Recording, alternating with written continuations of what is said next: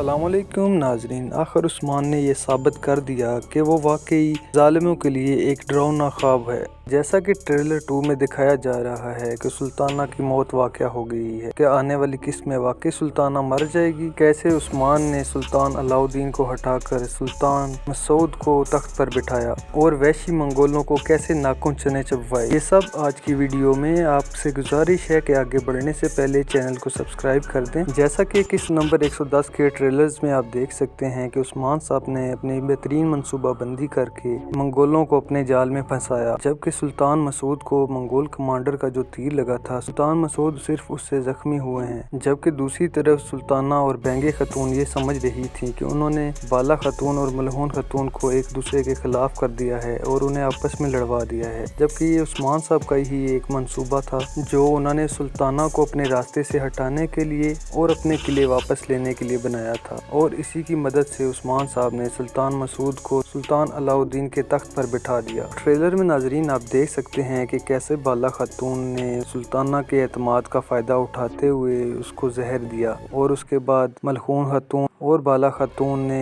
एक एक करके अपने तमाम किले वापस लेने में उस्मान साहब की मदद की। दूसरी तरफ ट्रेलर में आपने देखा कि कैसे उस्मान साहब और उनके सिपाही मंगोलों का एक एक करके सफाया कर रहे हैं और उनको अपने जाल में फंसा कर उनको वास्ले जहन्नम कर रहे हैं। नाज़रीन, आने वाली एक साथ में आप देखेंगे कि मंगोलों का सफाया हो चुका होगा और उस्मान साहब के लिए अगली फतूहात के दरवाजे खुलना शुरू हो जाएंगे। ऐसी ही मज़ीद वीडियोज़ के लिए हमारे चैनल को सब्सक्राइब करें और वीडियो अच्छी लगी हो तो लाइक कर दें और कमेंट करना ना भूलें।